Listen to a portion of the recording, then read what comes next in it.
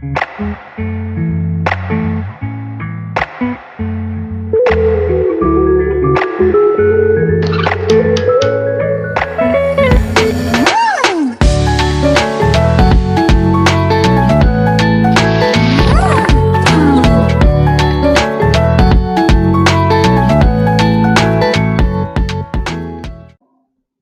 hey hey, selamat datang kembali di Pokasi Podcast bersama gua Faiz. Siu di sini. Oke, jadi kita kembali lagi ya, dan ini adalah episode ke-6 dari Pokasi Podcast. Jadi di sini gua dan Seiyu pengen ngebahas tentang salah kaprah doujinshi dan game gacha. Nah, sebelum kita masuk ke pembahasan, mungkin si Seiyu mau menjelaskan dulu sedikit kenapa sih alasan yang membuat kita berdua nih pengen ngebahas hal ini gitu. Silahkan Sei. Oke.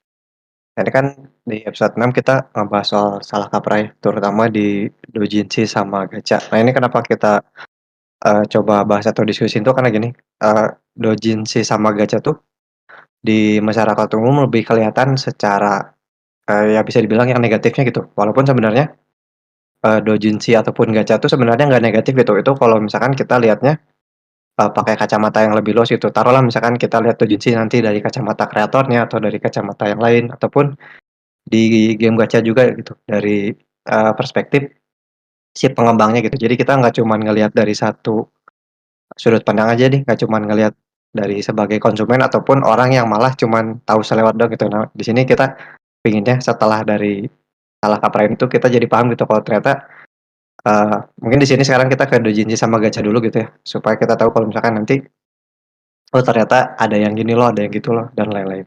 Jadi kurang lebih kayak gitu sih kenapa kita ngangkat soal si salah kaprah itu. Nah, mungkin yang pertama kita kan bakal bahas soal doujinshi dulu nih. Nah, untuk doujinshi sendiri, kira-kira bukan setahu lu sih, tapi secari lu, kira-kira doujinshi itu apa sih, Is? Yang secara formal atau secara benarnya? Oke, sebelum gue jawab ya, gue mau disclaimer dulu aja kalau misalnya di sini gue dan Seiyu bukan menggurui atau apa segala macam ya, tapi kita di sini hanya ingin memberitahu saja apa yang emang kita tahu dan apa yang emang udah kita coba cari tahu gitu ya. Jadi supaya nggak ada salah kaprah lagi mengenai doujinshi maupun game gacha gitu. Oke, jadi ini mengenai doujinshi yang gue temukan di sebuah artikel dari Tsunagu Japan itu sebenarnya adalah eh dia itu doujinshi itu bisa berupa sebenarnya kayak dia tuh karya komik gitu ya, komik yang berupa apa sih istilahnya itu fanfiction, bisa fanfiction yaitu misalnya kita itu suka nih misalnya sama seri Naruto. Nah, kita bikin komik sendiri tentang Naruto gitu yang ceritanya tuh ya ide kita aja. Nah, itu juga bisa disebut sebagai doujinshi atau kita itu membuat sebuah komik original yang kita terbitkan secara indie gitu, secara secara sendiri, secara pribadi gitu. Nah, itu juga disebut sebagai doujinshi. Walaupun kalau yang gua tahu doujinshi itu nggak semelulu komik sebenarnya, tapi memang yang umum gitu, yang umum adalah komik gitu bentuknya. Jadi intinya doujinshi itu adalah suatu karya yang kita terbitkan secara pribadi atau self publishing lah gitu. Nah, itu adalah pengertian doujinshi yang gue temukan di artikelnya Tsunagu Japan. Nah, tapi nih sayangnya yang gue temukan di mata umum pengertian doujinshi itu sangat berbeda gitu loh dari apa yang gue tahu dan dari apa yang sudah dijelaskan tadi di artikel Tsunagu Japan ya. Bahwa kalau misalnya yang gue perhatikan, sebenarnya nggak salah sih ya. Ini doujinshi itu dimaknai oleh masyarakat umum sebagai komik yang mengandung unsur dewasa atau 18 plus gitu ya. Nah, sebenarnya gue nggak bisa menyalahkan mereka yang berpikir seperti itu. Kenapa? Karena emang yang gue lihat doujinshi yang ibaratnya banyak gitu ya, yang memang banyak tersebar, itu justru memang adalah doujinshi dewasa atau yang 18 plus gitu. Dan makanya gue lihat tuh kalau misalnya ada orang nih bilang, lu baca doujinshi ya, lu baca doujinshi ya. Nah, itu tuh pasti arahnya tuh negatif gitu. Seperti yang tadi si Seiyu bilang gitu. arahnya tuh pasti akan negatif dan orang tuh berpikirnya, ah enggak, gue nggak baca doujinshi misalnya, karena yang dia pikirkan adalah doujinshi itu ya 18 plus gitu, komik 18 plus. Padahal kalau misalnya dari apa yang tadi penjelasan di artikel Sunago Japan itu, dan juga berdasarkan apa yang gue lihat, nggak selamanya doujinshi itu 18 plus, walaupun memang pada kenyataannya kebanyakan 18 plus gitu. Nah, kalau misalnya yang lu lihat sendiri gitu, say, gimana sih doujinshi di mata umum, atau misalnya yang lu rasakan di lingkungan lu kah, atau yang lu lihat sendiri di internet, atau bagaimana? Coba, say.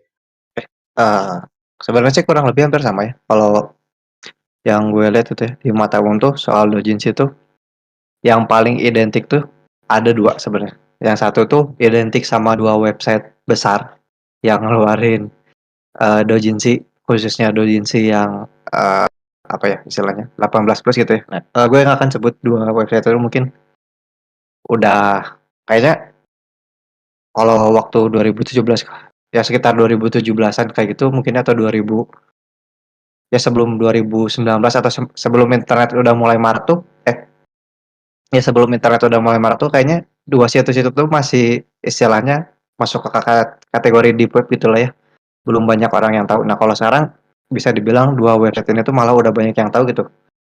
Nah, banyak yang tahunya tuh, eee, lucunya bukan gimana ya, bukan dikasih secara sembunyi-sembunyi gitu, tapi malah muncul secara nggak langsung gitu. Contoh misalkan di Instagram gitu, pasti ada orang yang bikin konten entah itu meme ataupun, berita apa gitu, tapi dia pakai ilustrasinya tuh ngambil dari doujin yang ada di situ-situ gitu. Terus kan nanti di komen mulai muncul tuh, yang dikenal dengan istilah kode nuklir gitu. Bagi kodenya dong, kode nuklirnya apa?" Nah, itu kan ngarahnya sebenarnya ke sana gitu. Nah, si doujin itu yang paling umum kelihatannya malah yang itu gitu sebenarnya, yang dari 2 website tadi sama si kode nuklir itu.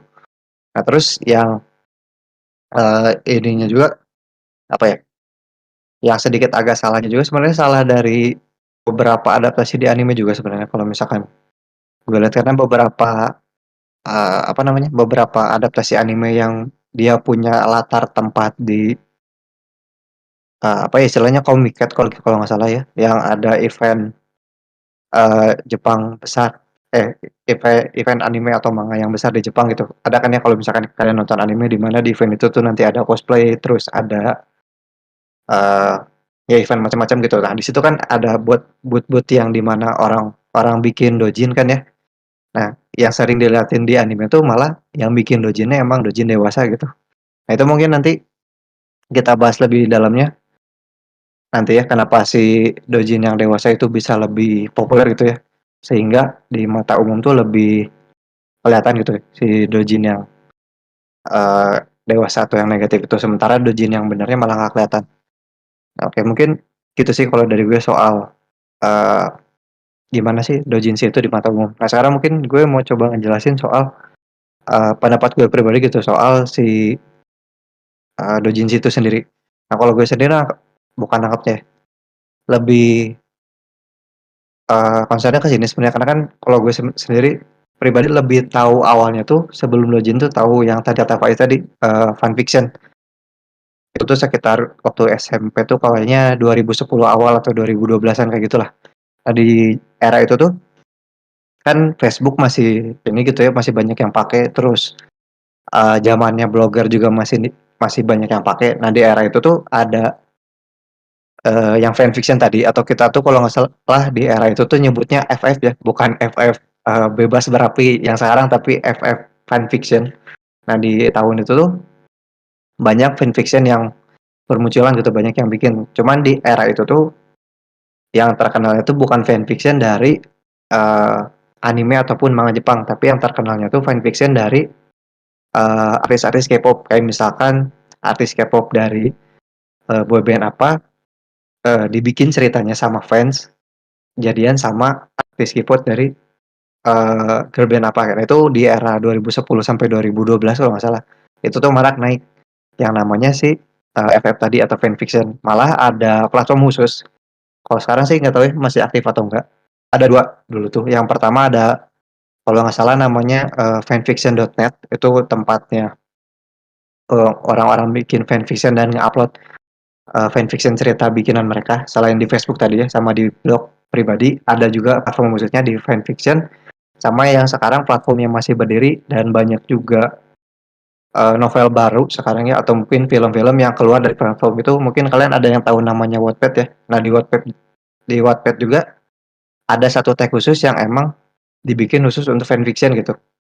Jadi untuk cerita-cerita ya sesuai namanya gitu, fanfiction atau fiksi penggemar. Jadi eh, contoh misalkan gue ngefans sama Naruto, ya gue bikin cerita Naruto versi gue sendiri pakai karakter-karakter yang udah dibikin sama si Masashi Kishimoto di cerita Naruto-nya gitu. Nah, itu untuk si fanfiction-nya. Nah, kalau gue sendiri mulai tahu si doujinshi ini, istilah doujinshi itu sebenarnya eh, ketika di era SMA itu sih, ketika nonton di anime sih, sama kayak yang tadi gue jelasin itu ya.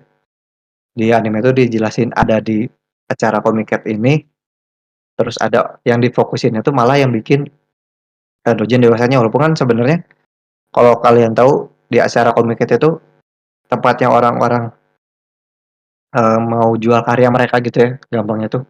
Entah itu mau komik, novel, ataupun game. Kalau nggak salah di Comiket juga ada. Jadi yang tadi kata Faiz, independen atau indie gitu ya. Atau mungkin kalau ditarik lebih gampangnya, ini sama kayak ketika kita lihat di musik ataupun di game.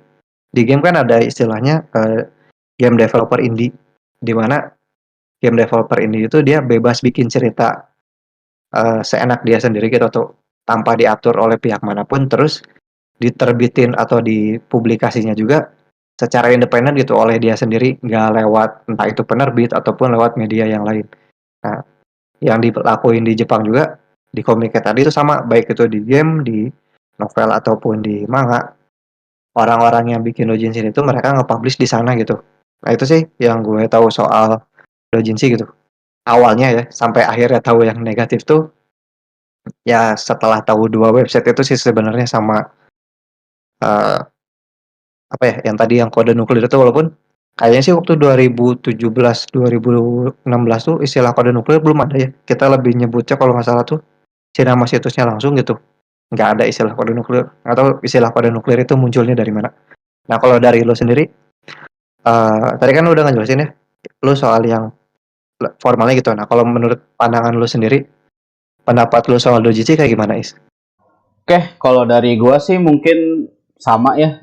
Awal gua pertama kali mendengar istilah doujinshi mungkin pas gua kuliah ya, mungkin agak udah gua pertengahan kuliah gitu, mungkin tahun 2016 2017 ya. Karena memang ya gua kan memang kuliahnya bahasa Jepang juga, jadi istilah seperti itu tuh at least gue pernah dengar gitu loh. Dan di teman-teman gue gitu, di antara teman-teman kuliah gue, emang mereka itu taunya Dojin itu adalah komik 18 plus gitu. Nah, tapi pada waktu itu ya udah gitu, gue nggak terlalu mempedulikan hal itu, karena memang jujur aja waktu gue kuliah juga gue emang lagi agak apa ya, agak agak berkurang gitu untuk ke arah pop culture-nya Jepang gitu kan, lagi nggak terlalu mengikuti gitu. Jadi ya udah gitu loh, gue denger oh dojin tuh gitu gitu, oh ya udah gitu. Nah, tapi kalau misalnya yang istilah kode nuklir tadi kan, kalau Seiyu tuh merasa istilah kode nuklir tuh kayak baru-baru ini gitu. Tapi kalau gue udah pernah dengar istilah itu, cuman bukan ditujukan kepada dojin tetapi kepada JAV pada waktu itu ya. Mungkin itu udah rentang tahun gue SMA kali ya, 2012-13 mungkin gue udah dengernya ya istilah kode nuklir itu. Tapi ternyata ya, kode nuklir yang dulu istilahnya ya, yang dulu dan yang sekarang itu ternyata arahnya beda gitu. Kalau yang sekarang ya ternyata diarahkannya itu kepada dojinshi, atau bahkan gue pernah mendengar juga ada istilah lain selain kode nuklir itu adalah kalau gue nggak salah tuh ada yang menyebutnya 6 digit surgawi gitu. Nah, itu gue juga apa ya, baru baru tahu, baru istilahnya baru benar-benar mengetahui tentang doujinshi itu setahun belakangan gitu loh. Ya apa, kayak mulai karena mulai pandemi kan, gue mulai balik lagi nih ke pop culture Jepang gitu kan, mulai nonton anime lagi, baca komik lagi gitu kan. Terus juga apa, ya gue juga mulai baca light novel juga kan, dan mulai mengikuti perkembangannya lagi, dan mungkin lihat di komunitas-komunitas yang gue ikutin saat ini gitu, ternyata emang ada orang-orang yang juga memiliki hobi yang sama gitu kan. Nah, akhirnya ya gue semakin tahu gitu, kalau misalnya ya mengenai istilah si kode nuklir dan yang 6 digit surgawi itu tadi. Terus juga apa ya, kalau website sih, yang website besar yang dimaksud Seiyu mungkin gue nggak tahu sama sekali sih ya. Tapi kalau misalnya sekarang itu gue lihat, bahkan di explore IG gue itu, gue pernah melihat ada yang emang dia itu nge-share sengaja, bahkan bikin fanpage khusus untuk membahas dojin.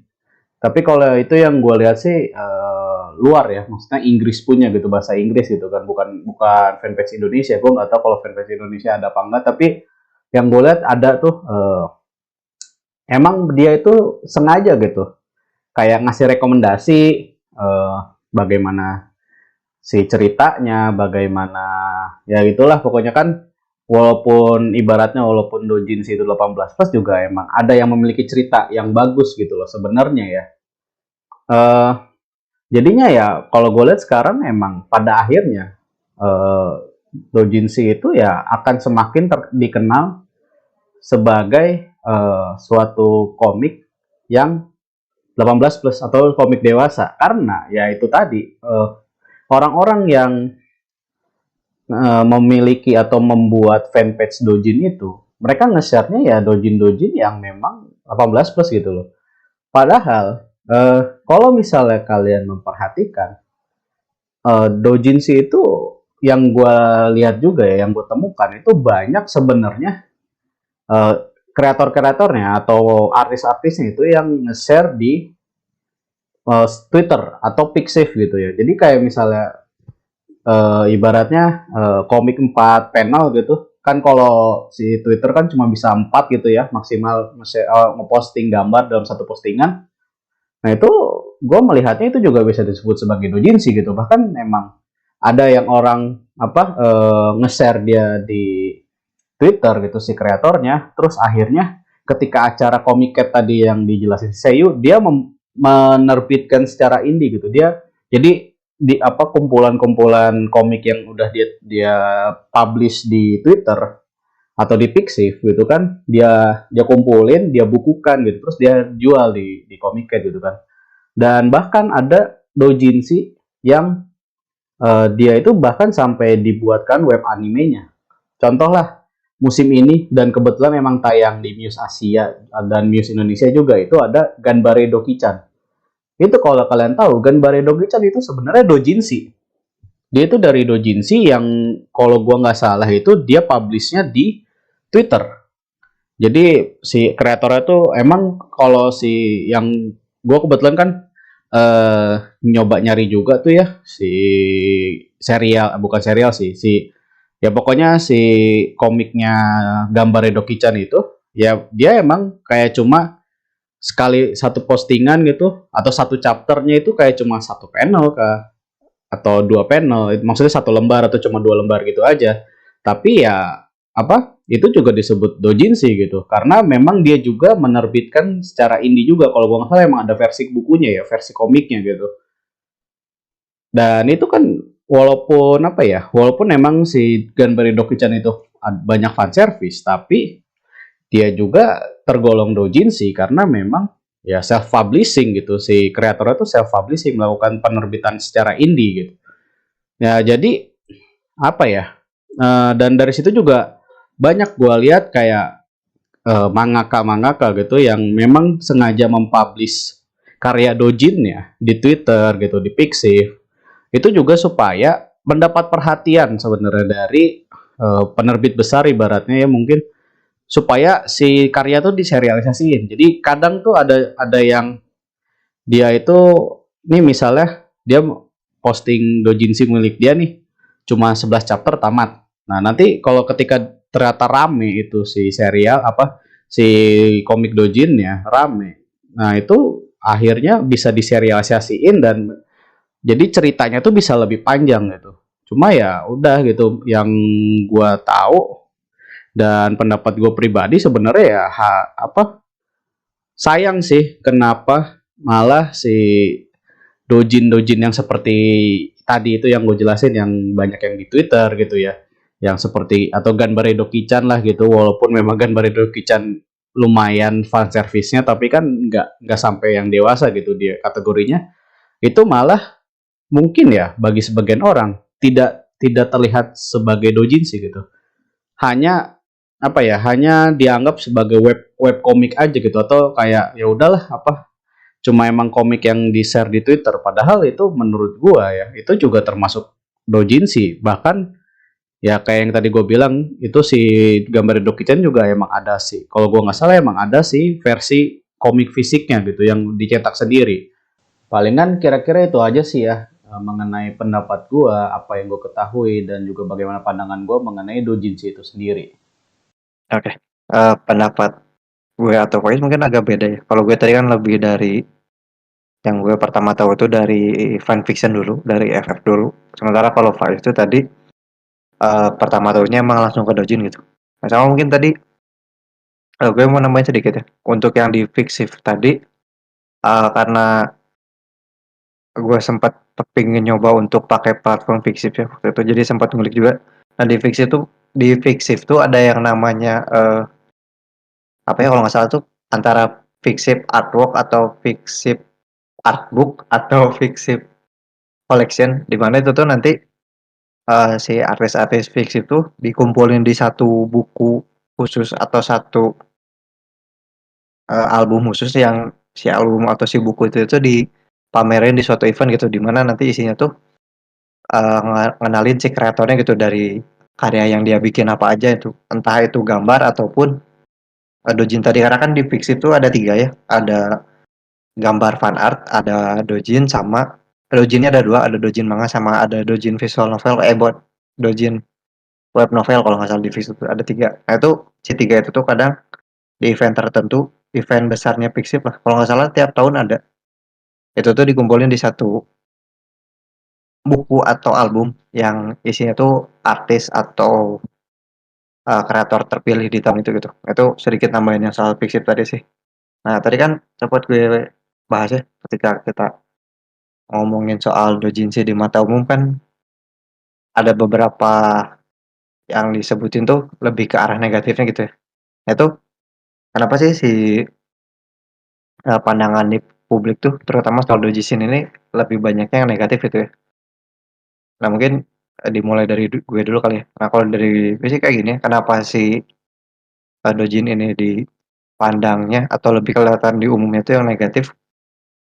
Ini mungkin balik lagi kayak yang tadi pertama gue bilang ya, di era FF sendiri atau fanfiction sendiri, sebenarnya untuk yang FF dewasa tuh sebenarnya ada ya, cuman waktu itu tuh disebutnya tuh FFNC atau No Children.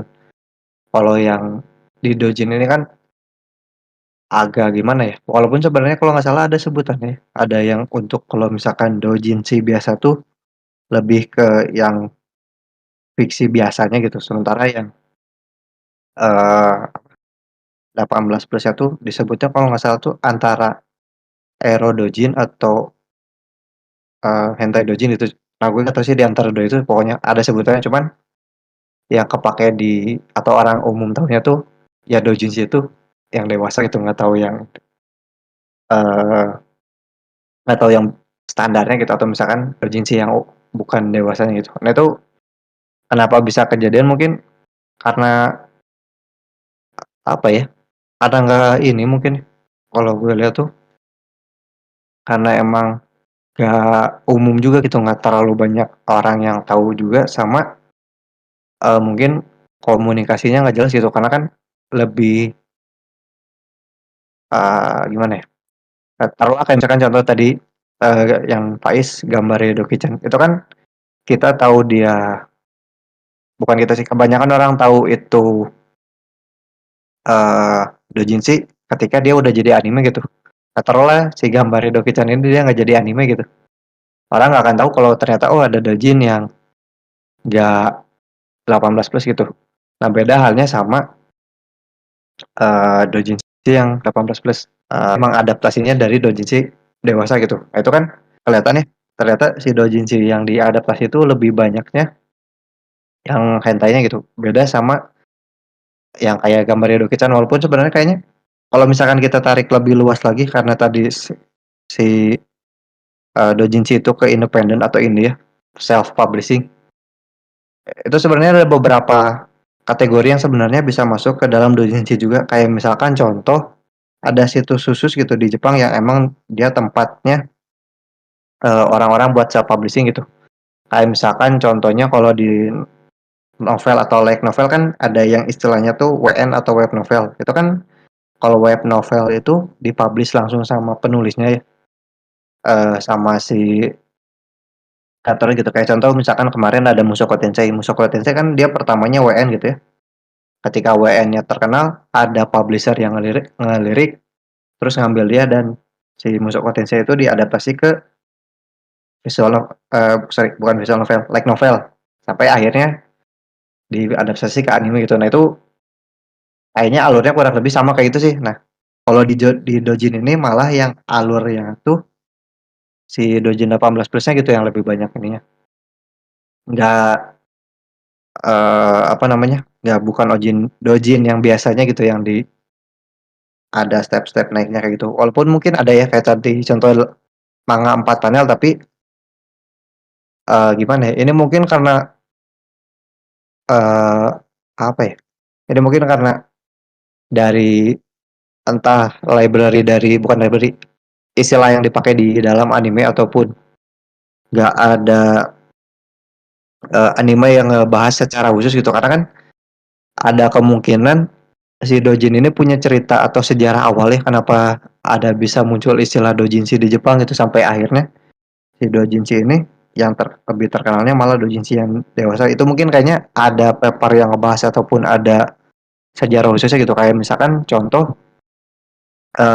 manhwa gitu. Nah, manhwa sendiri ternyata itu punya ceritanya gitu kenapa sekarang manhwa di Jepang bukan sorry manhwa di Korea bisa terkenal tuh karena awalnya ternyata manhwa itu sebagai bahan untuk protes politik gitu di dulunya sampai sekarang bisa terkenal manhwa itu sebagai ya cerita fiksi fantasi gitu. Nah, itu kayaknya untuk Dojin juga sebenarnya kayaknya ada sejarah yang nyeritain ke sana gitu ya kenapa si Dojin yang dewasa itu lebih naik gitu. Nah, cuman kalau misalkan dari pandangan gue atau apa yang gue lihat tuh karena lebih ke oknum dalam tanda kutip orang-orang yang emang nyari konten aja sih atau dia nyari traffic naikin eh apa ya entah itu akun ataupun media dia gitu supaya terkenal sama orang karena kan gak jauh lah kalau misalkan kita ngasih yang fan service ataupun yang unsur 18 plus pasti banyak yang ngeliat gitu entah itu perempuan ataupun laki-laki sama lah menurut gue kalaupun ada yang unsurnya 18 plus dan menaikkan gairah pasti ngelihat gitu nggak mungkin nggak ngelihat sealim-alimnya orang pasti sekali atau dua kali pernah ngelihat yakin gue terus uh, yang terakhir mungkin ini gue tadi sempat cari-nyari lagi nggak nemu sih karena waktu tahun kapan nih 2018 apa tahun 2020 kemarin gitu gue sempat nemu di Twitter tuh ada kreator Dojin Hentai yang nge-tweet terus di-retweet sama siapa gitu. Nah, pakai bahasa Jepang cuman kan di Twitter ada terjemahannya. Nah, itu gampangnya tuh si kreator dari Dojin ini dia sempat ngomong kalau buat orang-orang yang start bikin manga atau komik tuh lebih gampang untuk mulai dari bikin Dojin Hentai dulu. Kenapa? Karena kalau nggak salah dia tuh ngasih studi kasus atau contohnya tuh taruhlah kalian nge-publish bukan nge-publish satu judul atau satu IP di sebuah situs yang emang ada di Jepang gitu khusus dan di situs itu taruhlah dalam waktu sebulan kalian ada yang ngelihat itu 300 orang gitu. Nah, itu kalau nggak salah dia tuh naruh kalau ada 300 orang yang baca tuh kita tuh dapat sekitar berapa ya 100.000 apa berapa gitu. Itu kan lumayan gitu ya kalau misalkan kita lihat sebagai ya 300 orang emang mungkin kelihatannya banyak gitu. Terus susah nyarinya tapi kan ada pendapatan masukannya juga gitu.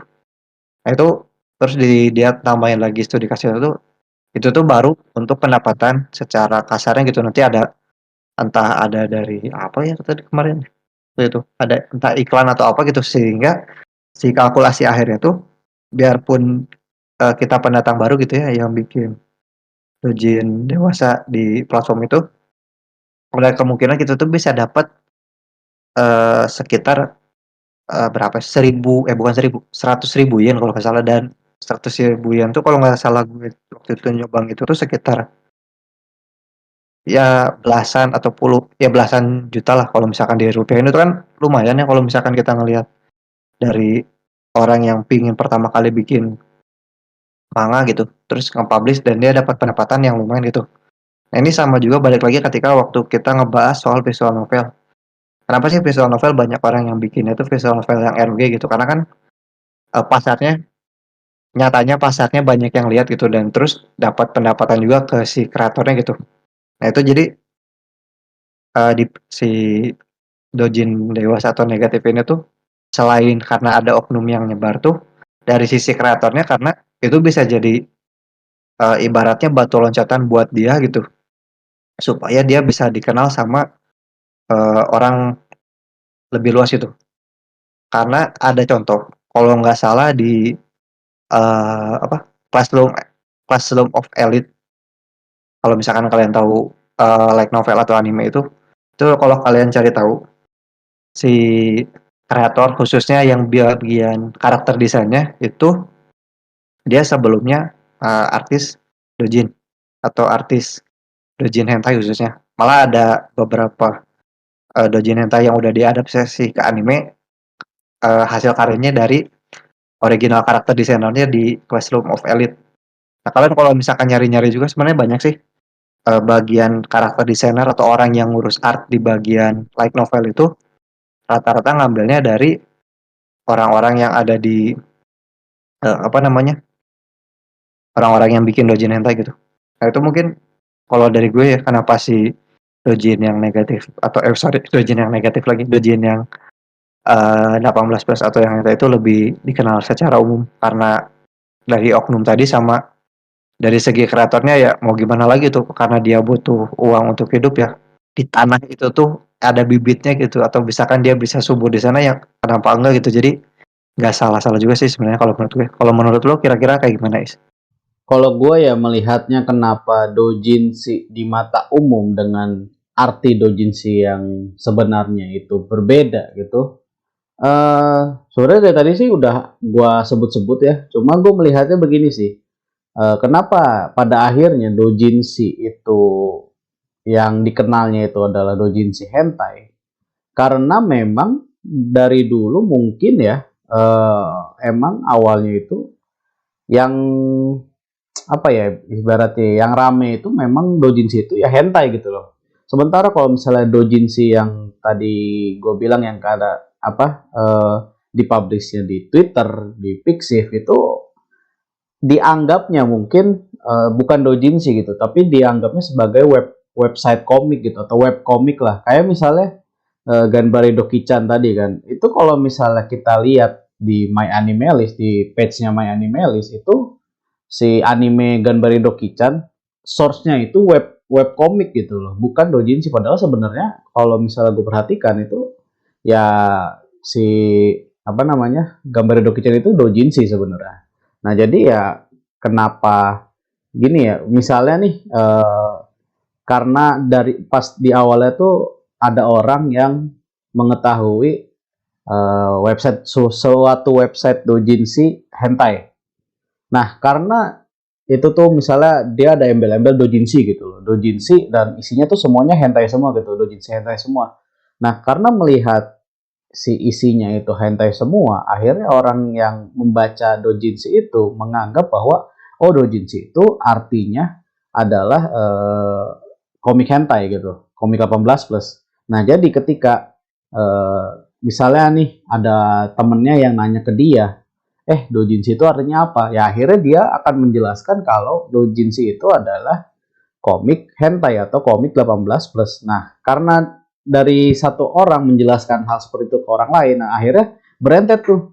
Misalnya, doujinshi itu apa? Bla bla bla bla bla bla. Akhirnya ya makanya kenapa si doujinshi itu di mata umum akhirnya negatif itu, akhirnya dipandang sebagai komik 18 plus ya karena memang yang populernya itu ya yang 18 plus itu. Sementara kalau misalnya yang normal, dalam tanda petik yang normal gitu ya, ceritanya normal, yang tidak mengandung unsur 18 plus itu dianggapnya ya web komik gitu loh, bukan bukan diistilahkan sebagai doujinshi gitu.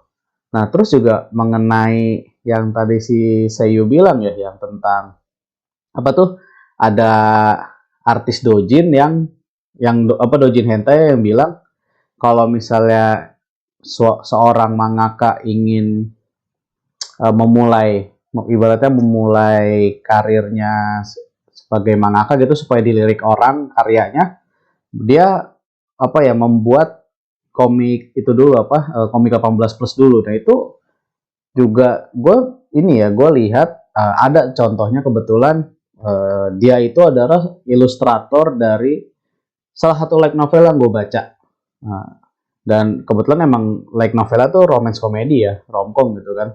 Nah, ternyata si ilustratornya itu dia adalah artis doujin gitu. Kenapa gue tahu? Karena si penulis light novel yang gue baca itu dia mempromosikan karya doujinshi terbaru dari si ilustratornya yang ternyata doujinshi-nya itu adalah doujinshi hentai gitu. Pas gue lihat gitu kan si apa ya covernya gitu kan. Oh, berarti memang eh, apa ya seorang mangaka itu yang bisa apa ya membuka jalan karirnya dia itu salah satunya adalah dengan cara membuat doujin hentai. Dan emang hal-hal yang seperti itu ya, hal-hal yang 18 plus seperti itu memang pasarnya tuh gede gitu. Kita nggak bisa pungkiri bahwa orang-orang tuh senang dengan hal-hal seperti itu gitu, yang memang akhirnya membuat apa banyak orang tertarik, banyak orang membeli, dan itu juga menjadi pemasukan tersendiri kan bagi si mangakanya seperti yang tadi si Seiyu bilang gitu. Jadi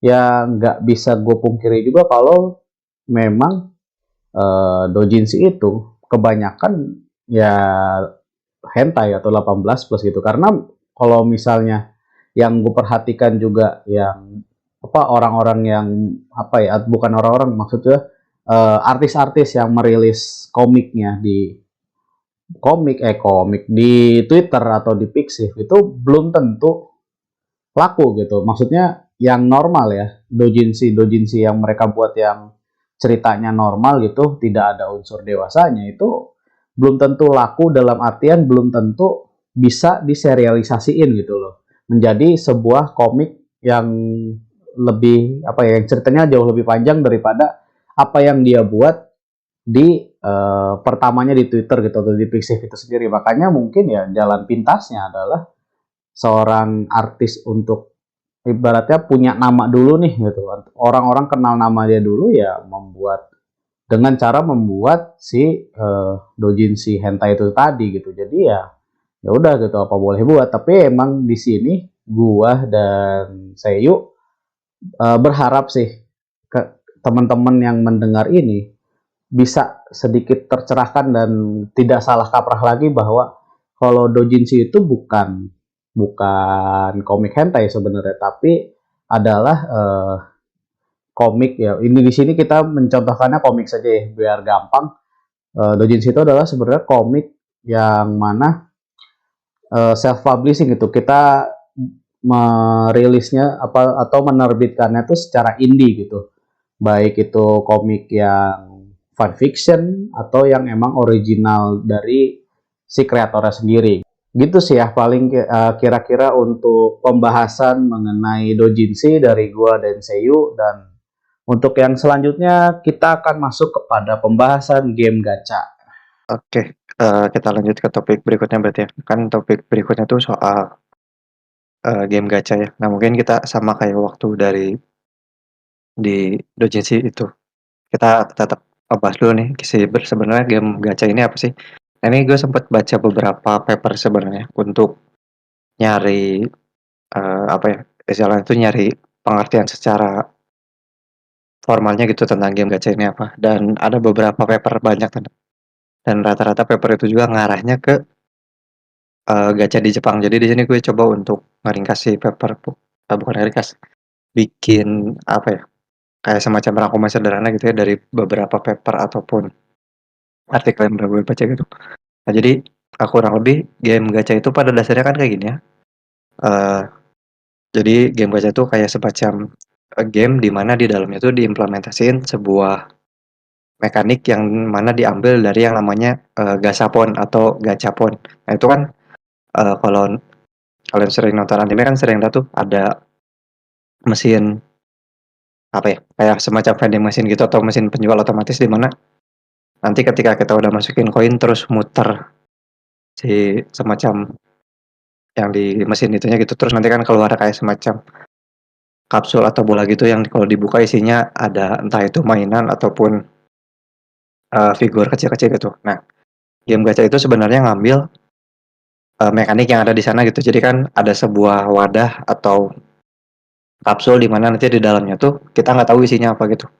Nah, si gacha ini juga sebenarnya kalau kita tarik lagi ke, apa ya namanya, ke dunia game, itu sebenarnya mirip sama yang namanya loot box. Kalau di istilah game-game barat mungkin ya kita lebih kenalnya dengan istilah loot box, tapi kalau misalkan kayak dari game yang dibuat, di Jepang ataupun dari developer China lebih kita kenalnya dengan sebutan gacha. Nah, sebenarnya ini mirip loot box sama gacha tuh, simpelnya kita butuh sebuah kunci, di mana kuncinya kita beli pakai currency, entah itu currency dalam game ataupun di, uang kita yang asli gitu, di mana nanti si kunci itu kita pakai untuk buka suatu kotak ataupun item, di mana isi dari si kotak itu tuh nanti, dikeluarin secara acak gitu. Udah secara acak, kita nggak tahu kan isinya apa aja. Nah, terus si isi dari loot box ini biasanya dipakai untuk customisasi karakter kita gitu, karakter dalam gamenya. Nah, sebenarnya kalau misalkan kita tarik lagi lebih ini, si loot box ini sebenarnya masuk ke dalam yang namanya microtransaction gitu. Nah, microtransaction ini turunannya ada banyak, salah satunya ada loot box sama gacha tadi. Nah, si microtransaction ini lebih ke, gimana ya, mungkin ada beberapa pandangan yang bilang kalau misalkan microtransaction itu hal yang salah gitu ya. Nah, ini, gue ngejelasinnya lebih ke sini sih, lebih ke sudut pandang dari developer atau secara bisnis gitu. Karena kebetulan waktu di kuliah kemarin gue ngambil, studi utamanya ke bagian game dan di situ gue sedikit diajarin soal microtransaction ini. Jadi microtransaction itu pada dasarnya, sebuah model bisnis di mana kita sebagai pengguna ataupun sebagai player itu beli barang virtual, di mana virtual di sini berarti kan kita ngarahnya ke game gitu ya. Nah, terus kita bayar si barang virtual itu pakai pembayaran secara online. Nah, si microtransaction ini sebenarnya lebih sering dipakainya untuk game-game gratis atau game-game yang emang bisa kita mainin tanpa kita perlu bayar gamenya dulu gitu. Di mana, hasil pendapatan dari microtransaction itu dipakai untuk, bayar atau pendapatan si developernya gitu. Sehingga, eee, kita sebagai player nggak usah beli gamenya gitu, tapi kita, ngasih, apa ya istilahnya, ngasih uang ke developer via microtransaction itu untuk, bayar gaji mereka ataupun bikin pengembangan game selanjutnya. Nah, jadi sebenarnya si gacha itu bisa dibilang turunannya dari microtransaction gitu, cuman kenapa dia disebut gacha itu karena tadi, dia sebenarnya bukan mekanik, dia sebenarnya loot box, cuman ngambil pendekatan, yang ada di bukan di game, sorry, di mesin penjual otomatis yang ada di Jepang yang tadi itu, yang namanya Gachapon atau Gashapon. Nah, kurang lebih kayak gitu sih untuk apa sih sebenarnya, gacha itu atau game gacha itu. Nah, mungkin kalau dari penjelasan tadi mungkin sekilas kedengarannya kalau gacha itu kita harus selalu ngeluarin uang ya untuk bisa, istilahnya gacha gitu. Nah, walaupun sebenarnya nggak gitu ya, kan tadi sempat gue singgung sedikit tuh, bisa pakai currency dalam game ataupun pakai currency asli gitu. Nah, untuk gacha sendiri kan sebenarnya ada banyak ya caranya. Ada yang kita bisa pakai uang asli untuk beli si tiket gachanya, atau ada tiket gacha yang bisa dibeli sama, uang dalam gamenya, entah itu gold ataupun, mata uang lainnya gitu ya, yang dipakai di dalam gamenya. Terus ada juga, tiket gacha yang bisa kita dapetin secara gratis gitu. Biasanya kalau gamenya ada update ataupun misalkan ada event tertentu kan biasanya kita sebagai player suka dapat tiket gacha gratis kan, entah itu, 5 kali atau 10 kali. Nah, jadi si gacha itu sebenarnya nggak melulu kita harus ngeluarin uang asli gitu untuk beli si tiket gacanya, tapi kita bisa dapat secara gratis kalau ada event ataupun beli pakai currency yang ada dalam gamenya. Nah, itu tadi kurang lebih kayak gitu sih untuk si gacanya ya gitu ya. Nah, sekarang kalau dari lu kira-kira gimana Is kalau misalkan lu ngelihat nih di mata publik gitu ya, ketika orang-orang ngedenger kata gacha gitu, yang kebayang di kepala orang-orang biasanya apa sih kalau menurut lu? Oke, gacha ya. Tadi kan berdasarkan apa yang udah dijelasin sama si Seiyu tuh bahwa emang kalau misalnya istilah gacha itu adalah istilah yang dipakai untuk game-game Jepang gitu sebenarnya. Sementara kalau misalnya untuk game-game yang western gitu kan yang barat, umumnya itu menggunakan istilah loot box atau mungkin kalau misalnya yang di game olahraga ada player pack ya gitu kan. Nah, di sini fokus kita sebenarnya akan lebih ke gacha ya. Dan tadi uh, yang gue lihat pandangan umum orang-orang terhadap game gacha itu adalah bahwa game gacha itu adalah game-game yang berisikan waifu-waifu gitu loh. Karena emang nggak bisa dipungkiri kalau misalnya game gacha itu rata-rata, apalagi emang game Jepang ya, itu yang memang dijual sama mereka adalah si karakternya gitu. Either itu lu gacanya apa, gacha karakter kah, atau emang cuma gacanya kosmetik, itu kan tetap aja untuk mempercantik si karakter lu gitu, atau waifu lu gitu kan. Nah terus juga kalau misalnya ada lagi gacha itu, game gacha, terutama hasil gacanya ya, itu bisa membuat salty orang gitu. Jadi kalau misalnya nih gua main game, anggaplah yang sekarang game gacha yang gue mainin itu Tensura Isekai Memories. Nah, si Tensura Isekai Memories misalnya gue gacha yang gratis ya, misalnya gue gacha yang gratis sekali narik 10 kali pull itu ternyata gue dapet SSR yang banner. Nah, ketika gue apa namanya, gue dapet itu terus gue pamerin lah gitu ibarat di sosial media, terus ada orang yang marah gitu atau ada orang yang kesel ngelihat hasil gacha gue, nah itu berarti kita sukses membuat orang itu salty gitu. Nah di situ di mata umum ya, yang gue lihat adalah bahwa ya itu tadi game gacha itu adalah game yang berisikan waifu dan juga game yang mungkin bisa merusak pertemanan karena bisa bikin orang salty gitu buat ini untuk hasil si gacanya. Kalau itu sih apa ya, dari yang pandangan umum yang gua tahu ya. Terus kalau misalnya si apa namanya, buat gue pribadi ya, menurut gua apa ya, game gacha itu sebenarnya terlalu mengedepankan apa ya, ego gitu. Nah jadi kan tadi kan yang si Seiyu udah jelasin juga kan kalau misalnya game gacha itu kan bisa juga dibeli ya pakai currency asli, uang asli gitu. Nah, ketika ada banner siapa, apalagi kalau misalnya emang ketika banner yang muncul itu, banner itu maksudnya nih gacha karakter siapa nih yang lagi red up gitu loh, si chance untuk mendapatkan si karakter itu. Nah, itu disebutnya banner ya istilahnya ya. Dan kalau misalnya ternyata banner yang lagi muncul itu adalah waifu loh, pasti orang itu akan eh, berusaha keras untuk bagaimanapun caranya itu untuk mendapatkan si karakter itu. Nah, bahkan orang-orang itu akan rela menghabiskan uang jutaan gitu demi si satu karakter itu doang. Itu kan berarti ego lu tuh tinggi gitu. Buat gue ya, ego lu tinggi untuk mendapatkan satu karakter itu. Dan ketika misalnya nih, bisa aja lu ketika gagal mendapatkan itu, lu udah habis jutaan bahkan puluhan juta, ya lu akan bisa gue bilang akan stres juga gitu. Tapi ketika lu dapet, nah itu tuh di satu sisi lu akan merasa puas, dan di sisi lain lu juga bisa menyombongkan, terutama misalnya lu bisa dapet karakter yang apa ya, yang memang susah gitu, ibaratnya susah banget untuk didapetin. Karena gini ya, apa, gua dulu pernah bikin konten di YouTube, apa, gue menyebut nama kontennya itu adalah nebar garam hore gitu. Jadi di situ gue membuat konten di mana gue itu main game gacha dan gue cuma ngerekam ketika gue lagi gacha gitu. Nah itu tuh emang apa ya, konten seperti itu tuh banyak loh penontonnya.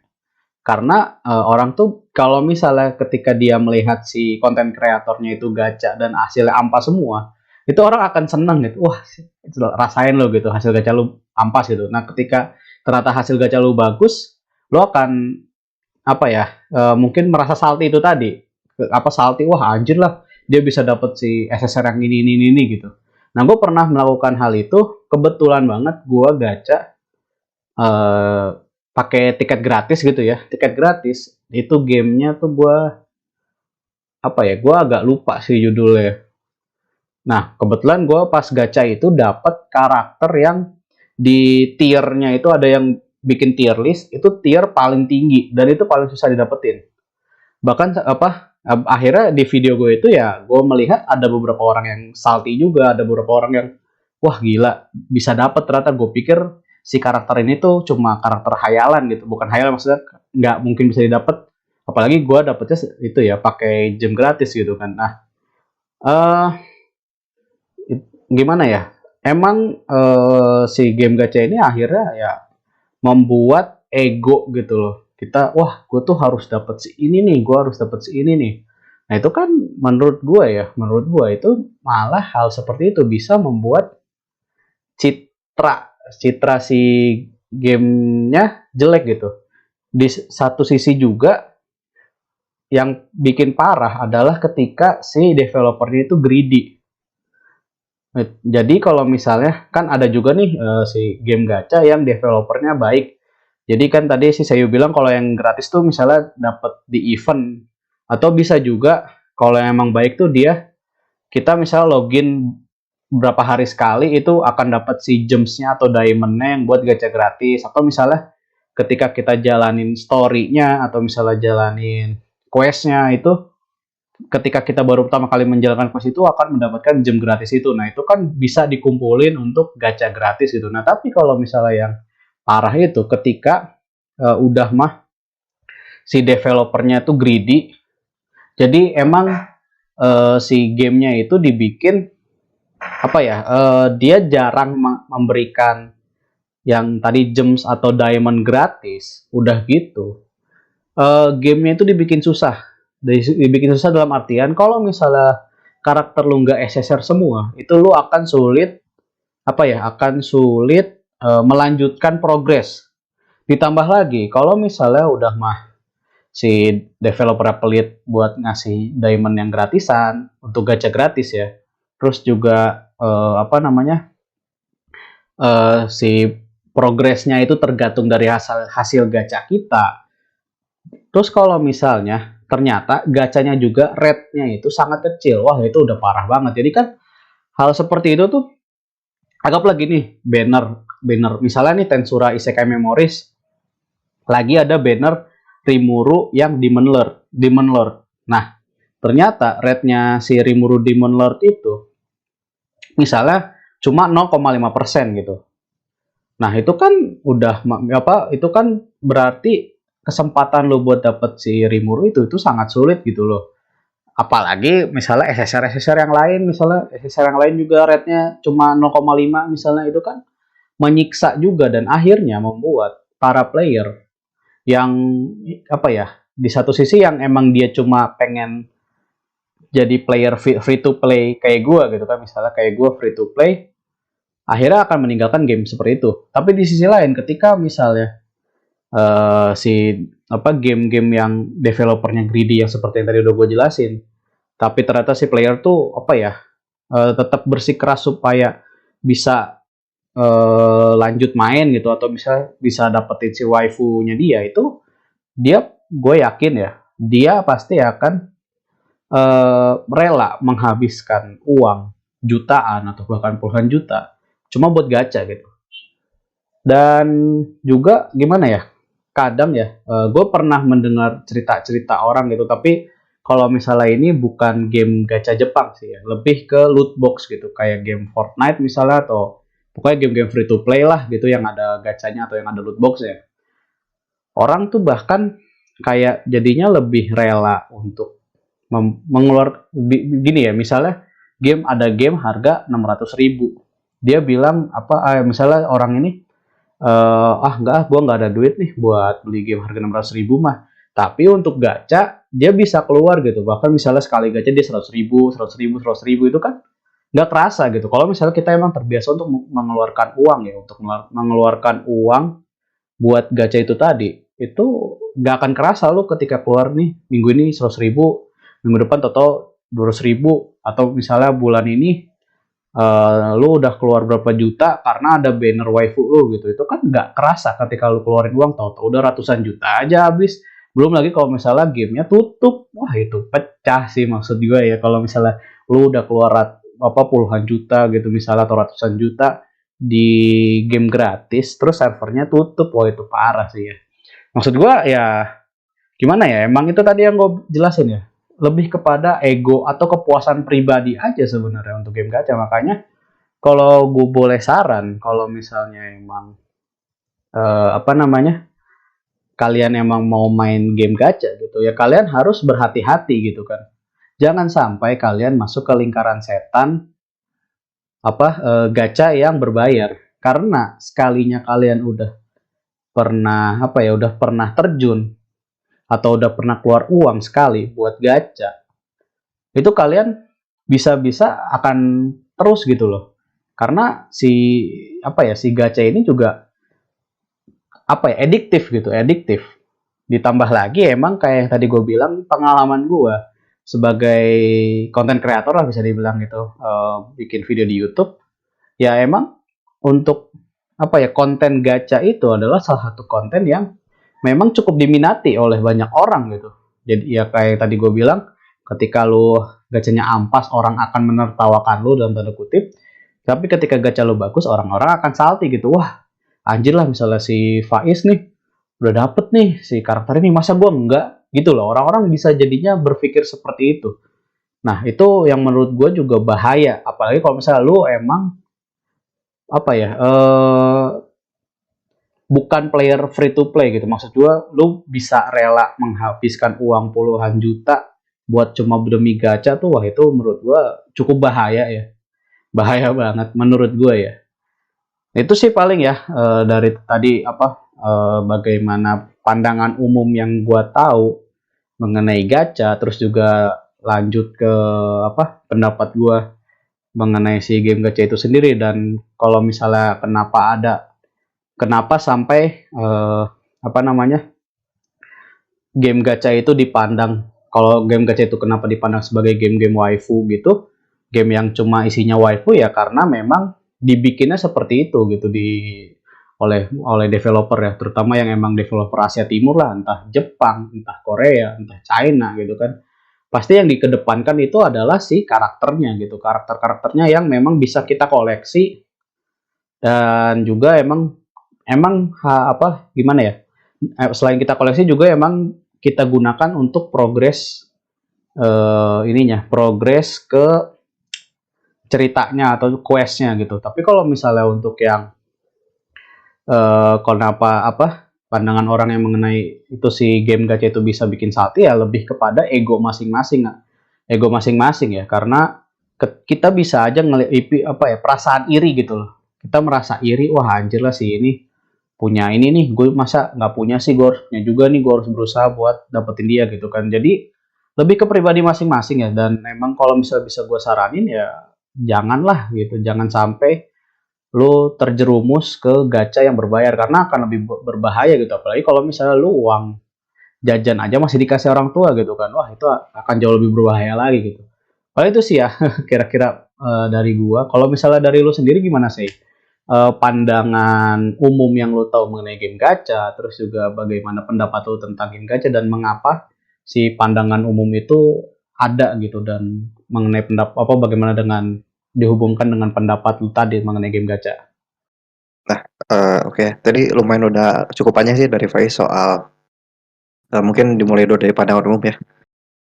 Beberapa tadi ada yang menarik ya, kayak salty tadi ya. Mungkin kalau gue lebih nyebutnya sih menggarami orang ya. Jadi kan umumnya orang-orang ketika gacha tuh mereka lah sukanya ya tadi gitu, antara ria secara digital atau pamer gitu ya, ketika dia dapat apa ya istilahnya tuh, entah itu karakter ataupun apa yang lagi di-rate up di banner itu, terus dia dapat gitu. Nah, itu kan suka dijadiin bahan untuk ria tuh, untuk pamer atau menggarami orang lain. Itu emang yang paling sering terjadi di umum sih. Sama mungkin beberapa yang sering gue lihat di mata umum tuh ketika ngomongin game gacha tuh adalah kalau game gacha pasti pay to win gitu. Nah, ini eh, nggak selalu sebenarnya, tapi nanti mungkin gue jelasinnya nanti ya ketika setelah gue coba jelasin pendapat gue. Tapi yang paling umum gue lihat tuh orang sering lihat di situ game gacha itu pasti pay to win gitu. Dan terus ketika keluar game baru pasti ya game gacha lagi, ya game gacha lagi. Nah, itu sering berulang tuh, pay to win terus game gacha lagi ditambah yang beberapa sering ini mungkin kalau taruhlah kalian termasuk ke dalam orang yang main 1 atau 2 game gacha tapi udah lama gitu, udah bertahun-tahun. Pasti kan sering muncul yang gini, "Lah, perasaan kemarin baru rilis karakter A, oh sekarang udah rilis karakter B," gitu. Atau karakternya udah rilis 5 nih, terus pas banner ke-6 rerun lagi karakter sebelumnya gitu ya, karakter yang keempat misalkan atau yang ketiga. Terus kan suka ada yang mikir lah, kok ngulang lagi banner karakter sebelumnya gitu, nggak ada karakter baru lagi apa, malah ngulang-ngulang karakter sebelumnya. Nah, itu sih kalau yang gue lihat di mata umum tuh ya tadi ya, yang menggarami pay to win sama uh, pengulangan si karakternya gitu. Nah, itu untuk yang di mata umum. Tapi kalau pendapat gue sendiri sebenarnya gini ya, game gacha itu kalau menurut gue ada 3 kelompoknya sebenarnya. Yang pertama itu ada game gacha yang benar. Nah, game gacha yang benar di sini tuh kalau menurut gue satu, gamenya emang free to play. Emang kita gratis gitu untuk dapat gamenya. Yang kedua, di dalam gamenya itu si mekanik atau desain gachanya itu dikasih tahu gitu. Setiap berapa kali kita gacha, nanti ada jaminan dapat uh, taruhlah mungkin gue ambil contoh di Genshin Impact ya, karena yang gue mainin di situ. Kan di Genshin Impact ada gini, setiap kali kita udah ngepull 10 kali, ada jaminan dapat satu karakter bintang 4. Terus kalau udah ngepull maksimal 90 kali, kita pasti dapat satu karakter bintang 5 gitu. Nah, terus selain ada itu juga, ada persennya nih. Kemungkinan dari 10 kali pull itu, taruhlah karakter bintang 4-nya ada 3 atau 4 yang di rate up. Nah, si 4 itu tuh ada persentasenya kemungkinan yang muncul paling tingginya karakter mana. Nah, itu harus dijelasin gitu ya. Di game gacha yang benar sama game gacha yang benar tuh punya yang namanya red PT. Jadi, taruhlah kan tadi contoh di Genshin, setiap 10 kita pasti dapat bintang 4 gitu. Kalau udah 90 kita pasti dapat bintang 5. Nah, sebelum nyampe ke 90 itu kalau nggak salah di Genshin tuh ada di 50 sampai 70 kalau nggak salah ya. Entah itu di banner standar atau di banner event, itu ada PT-nya. Jadi bisa jadi kita ketika gacha ke 50 kita hoki dapat bintang 5 gitu. Nah, itu harus dijelasin tuh di mekanisme gachanya ketika kita ada gimana-gimananya dari PT-nya juga. Terus ada beberapa yang gacha yang apa ya, game gacha yang bagus tuh menurut gue ketika dia ganti banner tuh PT gachanya nggak ngulang lagi. Taruhlah di banner pertama kita udah gacha 40 kali gitu. Nah, jaminannya kan di 70 misalkan. Nah, di pas masuk banner kedua kita ngelanjutin ke 41, 42, nggak seterusnya, nggak ngulang lagi dari nol. Nah, itu termasuk ke game gacha yang bagus menurut gue. Sama yang terakhir, game gacha yang bagus tuh ketika dia muncul karakter baru, karakter yang lamanya itu ada yang di buff ataupun ada yang di nerf gitu, sehingga si gamenya tetap balance. Jadi nggak ada jomplang gitu, biarpun kita nggak dapat karakter baru tapi kita masih punya karakter lama yang seenggaknya dapat buff ataupun yang pasrahnya dapat nerf gitu. Nah, itu menurut gue yang termasuk ke dalam game gacha yang benar. Nah, terus ada game gacha yang salah. Nah, game gacha yang salah ini lebih ke kebalikannya dari yang tadi sebenarnya. Biarpun dia gamenya free to play, tapi si gachanya itu nggak jelas gitu. Untuk desainnya kayak gimana, terus untuk rate off-nya kayak gimana, PT-nya kayak gimana itu nggak dijelasin. Nah, ini nanti jatuhnya ke yang istilah yang tadi itu, yang pay to win. Nah, jadi ketika muncul karakter baru, pasti karakter baru itu selalu lebih OP daripada karakter sebelumnya gitu. Dimana karakter sebelumnya tuh ya udah aja ditinggalin gitu, nggak diurus lagi. Jadi yang dikembanginnya karakter baru. Jadi si tingkat dari gamenya itu yang kata Faiz tadi, kesulitannya tuh nambah lagi karena si desain gamenya tuh dia bakal berubah seiring munculnya karakter baru gitu. Nah itu termasuk ke game gacha yang nggak benar menurut gue. Karena jatuhnya kayak yang tadi gitu, kayak yang pay to win. Jadi biarpun gamenya gratis, malah kita kalau mau selesaiin gamenya ataupun mau menang ya kita harus bayar untuk apa ya, bisa entah itu naik level ataupun pindah ke apa ya, level atau mungkin kota selanjutnya gitu. Nah itu termasuk ke dalam gacha yang salah gitu ya. Mulai dari desain mekanik terutamanya, desain mekanik gamenya yang kurang jelas gitu ya buat di gachanya, sama beratnya ke pay to win. Nah terus yang terakhir yang masuk ke dalam game gacha itu kan tadi udah ada yang benar sama yang salah nih. Nah ini ada satu lagi yang bisa dibilang contoh game gacha yang ngawur atau contoh game loot box mungkin ya, ataupun microtransaction yang ngawur gitu. Nah kenapa ngawur di sini? Karena satu, base gamenya itu udah bayar gitu. Contoh mungkin di FIFA ya, kalau nggak salah di FIFA kan kita udah bayar tuh gamenya.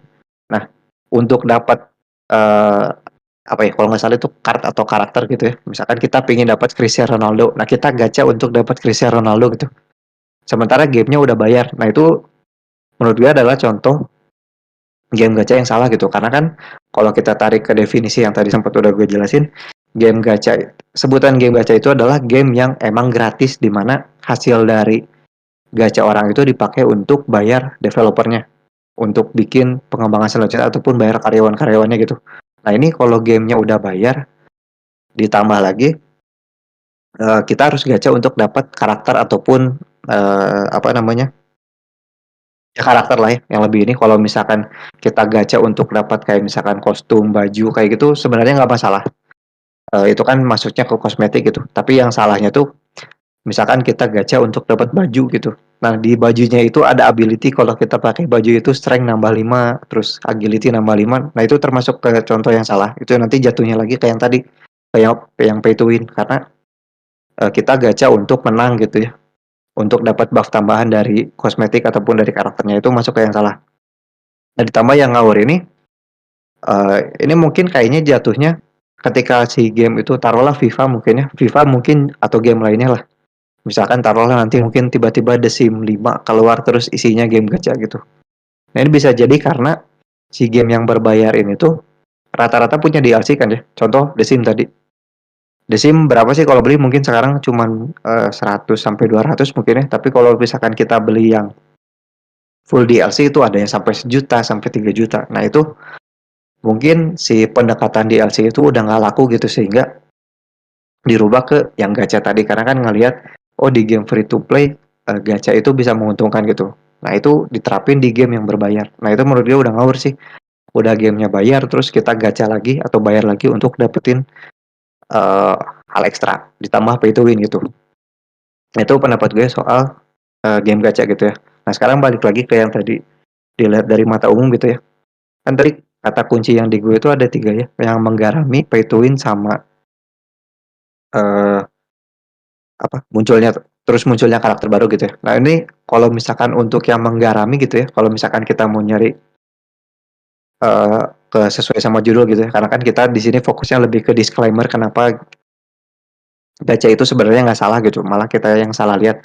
Kalau dari untuk yang apa ya, yang kunci menggarami gitu mungkin tadi udah dijelasin sama Faiz ya. Itu lebih ke sebenarnya gimana ke ego kita sendiri gitu. Kalau misalkan kita orangnya emang nafsuan gitu atau gampang iri sama orang lain, ya lebih baik jangan pernah nyentuh game gacha lah.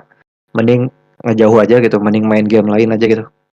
Karena nanti jatuhnya yang kata Faiz tadi benar sih. Kalian disuruh beli game, taruhlah beli game lokal lah misalkan yang harganya cuma 50.000. Kalian pasti bakal bilang, lah ngapain mahal, mending main game HP gratis gitu. Nah tapi ternyata nyatanya kalian top up sampai 10 kali dari si 50.000 itu gitu, entah sampai 5 juta sampai berapa, itu kan gak kerasa ya. Nah itu lebih baik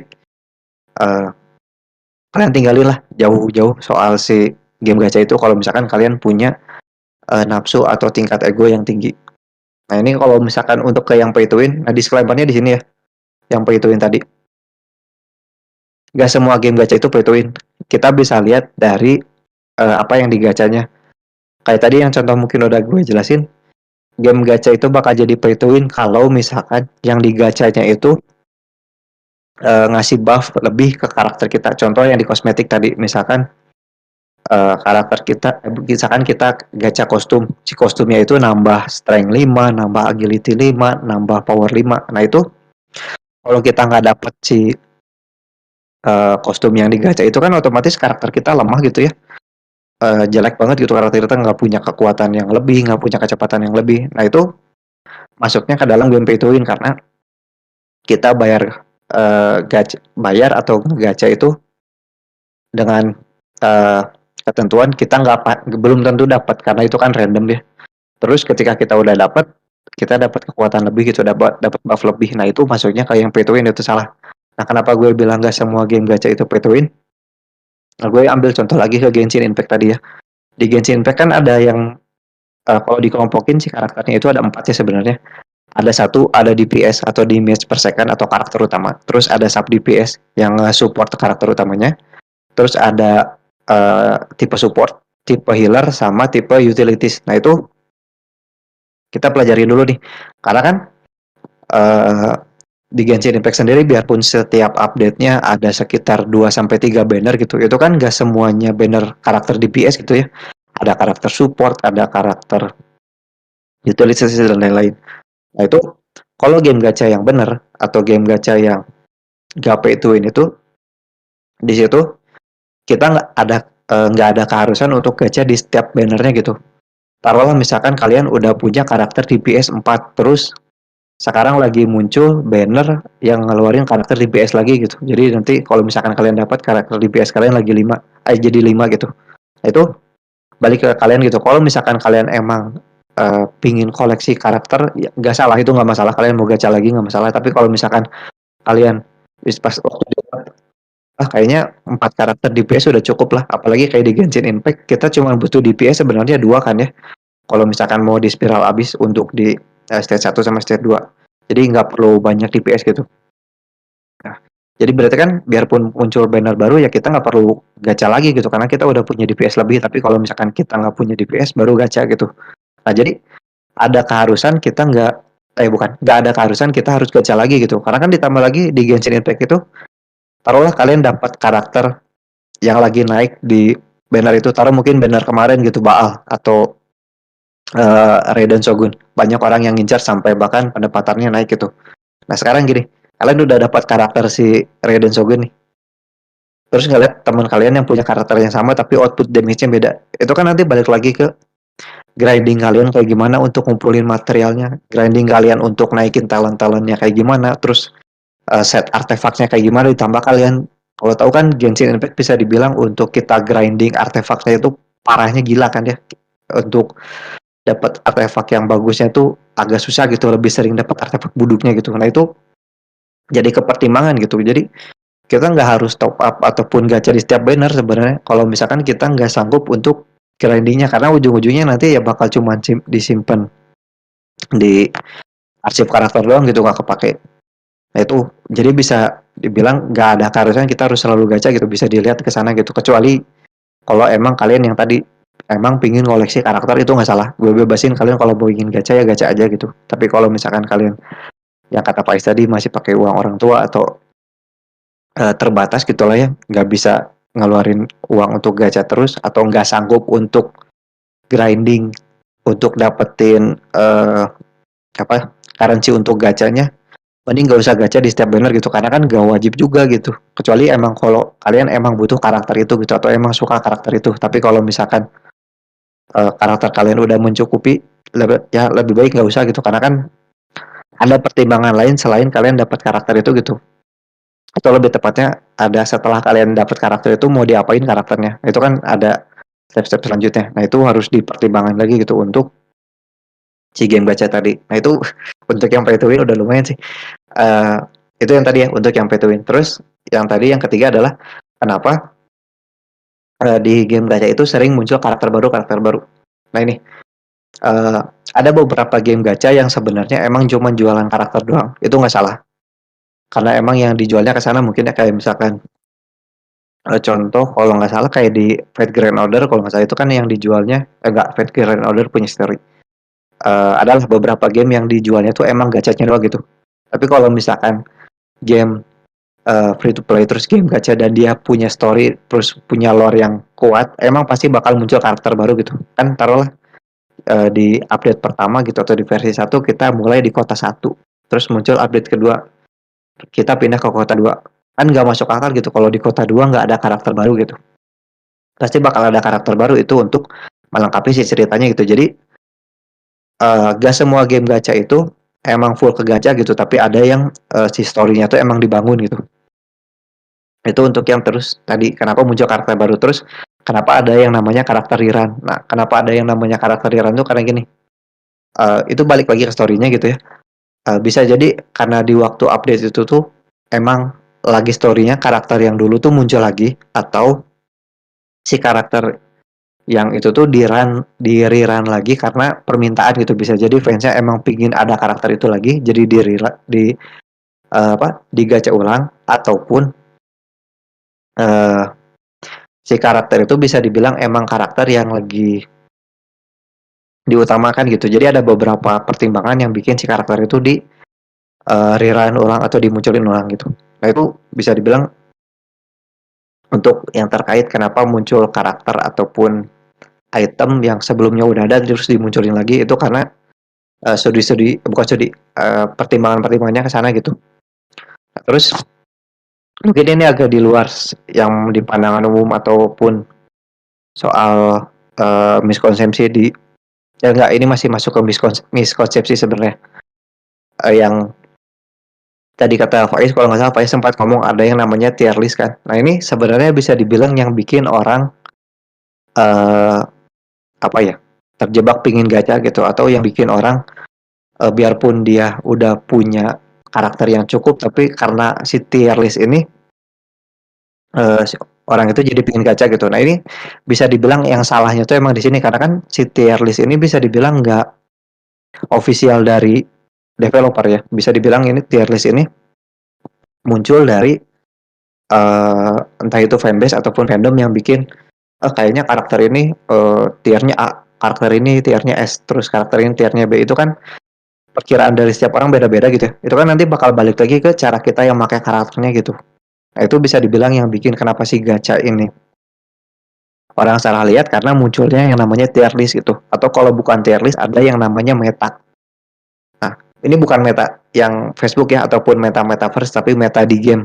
Kalau kalian main game RPG udah nggak aneh ya, atau nggak asing lah sama yang istilah meta. Nah si meta ini bisa dibilang yang ngerusak juga soal pandangan ke game gacha, karena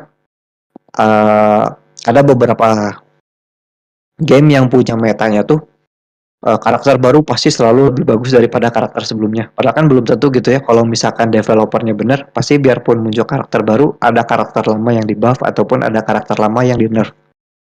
Nah itu bisa dibilang kadang si meta ini juga yang bikin orang yang awalnya nggak pingin gacha karena lihat, oh di versi ini lagi metanya ini, kalau nggak pakai meta ini kita nggak mungkin bisa nyelesain misi-misi di update ini gitu. Nah itu bisa dibilang yang mancing orang untuk gacha gitu, sehingga si gacha itu dianggap ngabisin uang atau bikin gacha itu salah dilihat gitu. Nah itu yang salahnya tuh paling parahnya sebenarnya di situ sih, di si tier list sama si meta ini.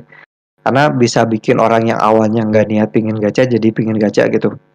Karena cuma lihat entah itu diagram ataupun sebuah tabel gitu. Terus kenapa sih gacha ini harus ada gitu ya, atau diterapin di game free to play? Karena kan balik lagi ya, ini gamenya kan udah gratis ya. Terus kita udah dikasih banyak gitu di gamenya, udah dikasih mungkin oke lah gue ambil contoh Genshin Impact sekali lagi. Di Genshin Impact kan di situ ada ceritanya, terus ada karakternya, ada voice actornya, di mana voice actornya terutama untuk voice actor Jepang sama Inggris itu bisa dibilang voice actor yang emang terkenal gitu ya. Kalau misalkan voice actor dari Jepang kan udah kita sering denger di anime-anime gitu, kayak kemarin ada Rie Takahashi, terus ada banyak lah pokoknya, nggak mungkin disebutin satu-satu. Terus sebenarnya di voice actor Inggrisnya juga kalau kalian sering nonton kayak film Disney ataupun film kartun Amerika gitu ya, itu sebenarnya pengisi suaranya kita kenal sebenarnya, cuman mungkin namanya nggak sering kita dengar gitu, lebih sering kita dengar nama pengisi suara dari Jepang sehingga nggak terlalu ini walaupun sebenarnya terkenal. Kan itu nggak mungkin ya, udah gamenya kita mainin secara gratis gitu, terus si developernya ngisi minta orang yang ngisi suara tapi nggak ngasih bayaran kan nggak mungkin ya, itu harus ngebayar si pengisi suaranya gitu, terus ngebayar si eh, orang-orang yang kerja di gamenya gitu, yang bikin gamenya, yang bikin programnya, yang bikin karakternya. Nah, yang salahnya tuh eh, sekarang ini, ketika kita udah dikasih pilihan game bagus yang bayar, kita nggak mau nih, nggak ada yang mau beli, nggak ada yang mau main. Ya pilihannya gimana dong supaya game kita bisa dimainin sama orang, terus bisa ngasih pendapatan juga atau bisa ngasih bayaran ke pegawai-pegawai yang udah ngerjain ini. Ya pilihannya cuma bikin game gratis, terus ada eh, apa namanya bayar di dalamnya. Kalau misalkan kayak di aplikasi kan ada aplikasi yang gratis dulu 30 hari, terus kita bayar untuk dapat versi pro-nya, atau ada yang versi gratis sama ada versi pro, ada bisa dibilang aplikasi premium. Nah itu bisa dibilang pendekatan yang sama yang dipasang ke game gitu. Karena game yang bayar itu orang pada nggak mau main gitu ya, bisa dibilang karena ya lu ngapain lah beli game bayar gitu ya, mending yang gratis. Nah si kata mending yang gratisnya itu yang didengar sama developer-developer sama publisher-publisher, sehingga oh ya udahlah kita bikin game yang gratis, terus ya kita bikin cara supaya kita bisa dapat uang dari si game gratis itu. Karena kan baik lagi gacha itu tadi turunannya dari microtransaction. Microtransaction itu sebuah bentuk dari apa namanya? Bentuk dari modal bisnis gitu. Karena kan uh, mau apapun itu nggak akan jauh dari yang namanya bisnis gitu. Karena kan kalau di kehidupan ini kita nggak bisa jauh dari yang hubungannya sama bisnis ataupun sama uang. Nah ini nyambungnya ke sana gitu ujung-ujungnya. Udah gratis kita nggak mungkin gitu. Taruhlah misalkan kalian yang sering ngeluh soal game gratis gitu ya, tiba-tiba kalian karena saking sukanya sama game terus kalian kerja di game developer, kalian udah bikin game terus game yang kalian bikin gratis, terus kalian nggak dapat gaji kan, itu nyesek gitu ya, udah kerja susah-susah terus nggak dapat gaji. Nah itu jatuhnya nanti ke sana gitu. Jadi eh, yang sering terjadi di miskonsumsi itu karena orang-orang cuma ngelihat dari sudut pandang sebagai konsumen doang gitu. Ada kalanya kita harus ngelihat dari sudut pandang sebagai produser juga. Terus yang salah tuh bisa dibilang soal kurang baca sebenarnya, karena kan kalau misalkan dibilang tadi soal pay to win, itu bisa dibilang harus dibaca dulu dari si desain gacanya gitu. Walaupun emang ada developer yang tertutup soal si desain gacanya gitu, nggak diliatin untuk desain mekanisme gacanya, itu emang salah dari developernya. Tapi kan ada beberapa game yang gak kesana gitu. Kalau misalkan yang gacha, game-game gacha yang salah ataupun yang ngawur, ya udah tinggalin aja gitu, kalian main game gacha yang bener aja gitu, sehingga si developernya itu ngikutin ke konsep gacha yang bener gitu. Ya mungkin kayak gitu sih kalau dari gue soal dari apa tadi ya, pandangan di mata umum terus pendapat pribadi sampai ke kenapa sih si yang dilihat di mata umum itu bisa sampai terjadi gitu. Oke lah, ternyata ada sedikit pandangan yang berbeda ya antara gue dan Seiyu ya tadi untuk yang masalah gacha. Kalau gue mungkin karena memandangnya sebagai konsumen ya gue bilang kalau bisa ya jangan sampai kita terjerumus kepada gacha yang berbayar gitu kan. Tapi sementara si Seiyu mungkin karena memang dia sendiri juga adalah pernah membuat game juga kan untuk project kuliahnya dan memang ingin menjadi game developer. Jadi dia melihat dari sudut pandang si developernya. Jadi uh, bagaimana kalau misalnya emang kita mau gacha yang berbayar ya itu kan juga uangnya untuk membayar si developer terus juga si pengisi suaranya dan segala macamnya gitu ya. Jadi di situ ada pandangan yang berbeda mengenai game gacha itu, tapi itu semua balik lagi ke diri kalian masing-masing ya, bagaimana kalian mau menyikapi untuk bermain game gacha itu. Baik, kalau begitu kita sudah sampai ya di penghujung episode kali ini. Jadi kesimpulannya, kalau misalnya tadi yang salah kaprahnya doujinshi itu, gua dan Seiyu memiliki pandangan yang sama bahwa di Indonesia pada umumnya ya, itu memiliki pandangan bahwa doujinshi itu adalah manga 18 plus. Padahal berdasarkan pengertiannya, itu doujinshi itu adalah suatu manga atau suatu karya yang mana itu dipublikasikan secara pribadi, baik karyanya itu adalah berupa fan fiction ataupun karya original gitu yang memang dipublikasikan secara pribadi atau secara indie gitu. Nah, tapi kalau misalnya untuk yang gacha, karena ada hanya perbedaan perspektif dari gua dan Seiyu, mungkin yang akan gua ambil kesimpulan sebagai salah kaprahnya di sini adalah kalau yang dari gua, salah kaprahnya itu bahwa game gacha itu adalah cuma game waifu doang gitu. Padahal sebenarnya enggak juga gitu kan. Kan toh karakternya enggak semuanya cewek dan juga memang apa ya?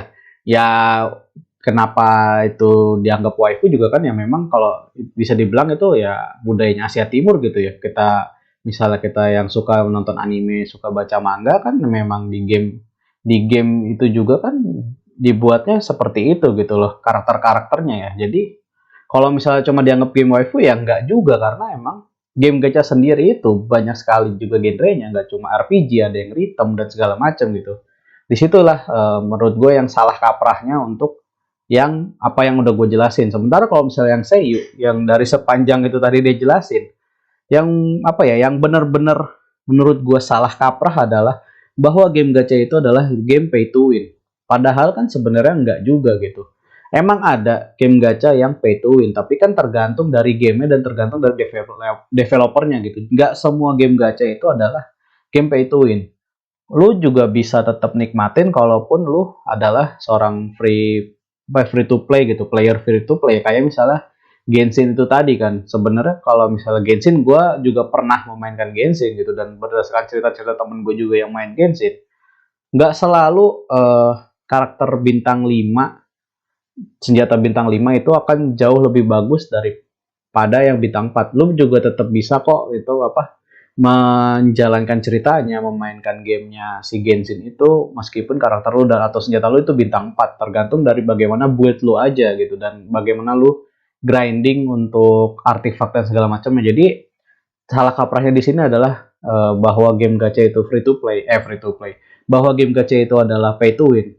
Enggak semua gitu, enggak semua game gacha itu pay to win. Jadi jangan sampai apa ya, salah kaprah lagi dari doujinshi maupun game gacha seperti yang tadi gua dan Seiyu udah jelasin gitu ya. Dan sekali lagi di sini gua dan Seiyu bukannya ingin menjudge kalian gitu kayak misalnya lu gacha bayar gini-gini enggak. Di sini kami hanya ingin berdiskusi aja atau menjelaskan saja apa yang kita ketahui dan apa yang sebenarnya tuh salah kaprah gitu loh mengenai si doujinshi dan juga game gacha itu sendiri.